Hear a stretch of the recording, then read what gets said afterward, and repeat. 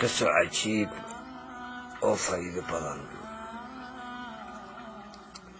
nin oday ah oo caaqil ah ayaa muddo xanuunsanaa.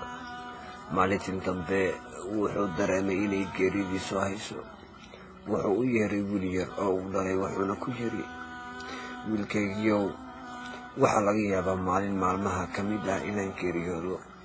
waxaan kaa rabaa geeridaas haddii ay timaado inaad ku samirto, dulqaadna yeelato. tan kale waxaan kaa codsanayaa marka lay dhaqo oo karfanta leeg u xiri rabo inaad ii geeriso lugaha mid ka mid ah sigsaantayda. maalmo yar kadib ninkii odayga ahaa uu dhintay.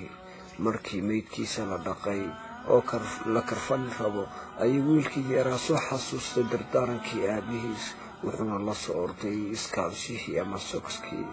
ninkii meydka dhaqay ayuu ku yiri lugaha u geli inta aadan karfanta ku xirin. ninkii meydka dhaqay ayaa wiilkii ku yiri isagoo yaaban, wiilkaygiiow, arrintan lama ogolo. qofka meydka waxaa loo xiraa oo keliya karfantiisa sida ay qabto shareecada islaamka. wiilkii yara ayaa yiri, adeer, aabbihi ayaa igala dardaarmay inaan sidaan u sameeyo ee u xir, waa ku baryayaa. ninkii meydka dhaqayay haddana ku yiri, arrintan shareecada ma waafaqsana ee haddaad rabto soo weydiiye culimada. wiilkii yara ayaa u tegay shiikh, wuxuuna weydiiyey in soks loo xiri karo qof meyd ah, kadibna sidaa lagu duugi karo. shiikhii wuxuu u sheegay, qofka meydka ah waxaa loo xirayaa oo keliya karfanta, dharkiisa kale oo dhan wax raacaya oo loo xirayo ma jiraan. wiilkii yaraa oo yaaban ayaa waxaa u yimid adeerkiis la dhashay aabihiis, wuxuuna u dhiibay warqad.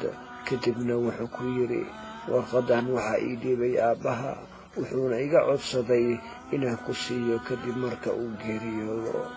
wiilkii warqadii ayuu furay, waxaana ku qornaa sidaan: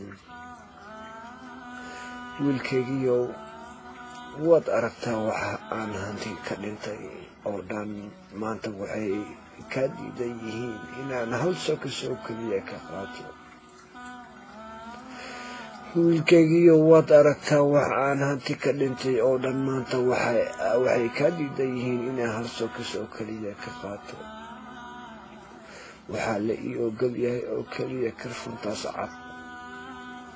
adigana maalin ayay kugu imaanaysaa booska aan hadda joogo. sidaa darteed adduunyadu yaysan kula tegin wiilkaygiiow. waxa aad maanta haysato berri kuma raacayaan. hantida aan kaaga tegay u qarash garay sida uu allah subxaanahu watacaala raalli ka yahay oo ka bixi xaqa lagu leeyahay sida sakada iyo sadaqada.